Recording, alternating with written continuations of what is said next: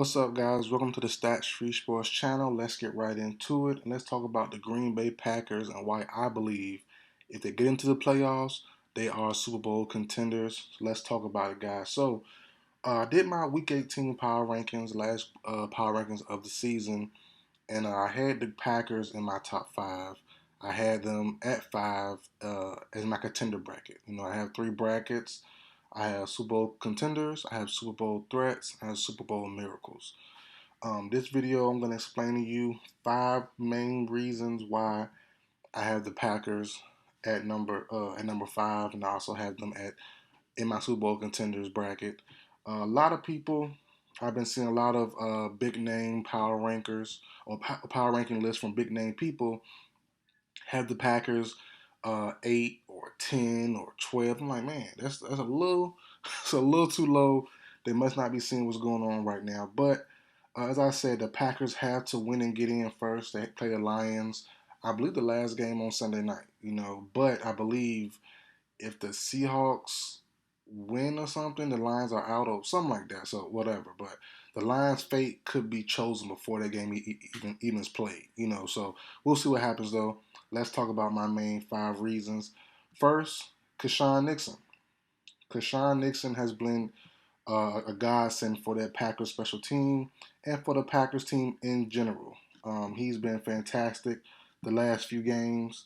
And he's looking like he's the best kick returner in the football right now. He's been a spark plug to the last 5, 6 games. He's been pretty good, especially last game. He turned all the way up. But I didn't see it coming. Only nobody did really. Speedster got some good moves on him, some good quickness to him. But before the season, I personally had Turpin from the Cowboys being the best kick returner. I thought he would at least return one. He didn't get one this year, but I still have high hopes for him. But I did not see Keisean Nixon being a factor down the stretch. But all it takes is one play. As we all know, all it takes is one play on special teams, one play in kick return, punt return to give them good field position, or to go all the way with it. I think Nixon has proven the last couple of weeks that he can do that quickly and in a fast manner. So um, he's number one. Why I believe in no order, no real order, but he's one of the main reasons out of my five that the Packers are definitely a threat for the Super Bowl. Number two, the Packers defense. They're on a 4 game win streak. Over the last 4 weeks, 5 weeks, they've been holding teams to about 17 points per game. You just seen the team effort, mainly led by Jair Alexander, who's been playing better the last few weeks as well. But the team has shut down Justin Jefferson last week. The team has been playing well in general.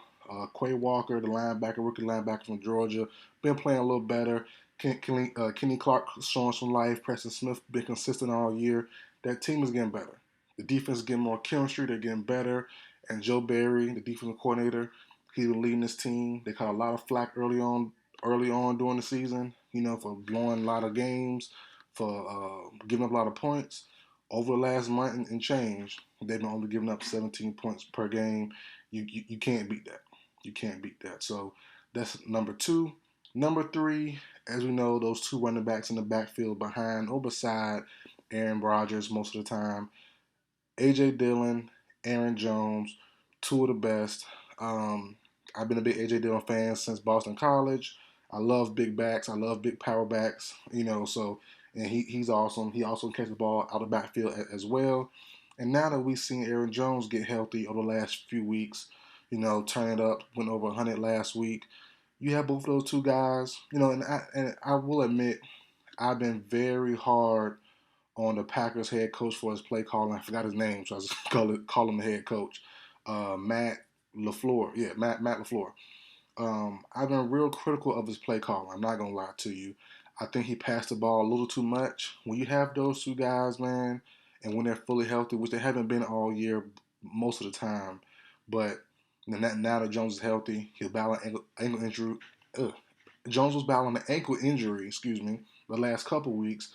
Like I said, he ran for 100 last week, so he's back on. He should be back to form, back to normal. We have those two guys healthy. Jones is a very good back. Dillon is very good as well, very solid. You should not be throwing as much as the Packers should do. My personal opinion. Pound the ball, pound the rock, take away time. As long as you're getting yards, you should be fine. The O line's been getting better as well, been getting healthier as this year been going on. So with two of those good backs, the weather's starting to get a little colder.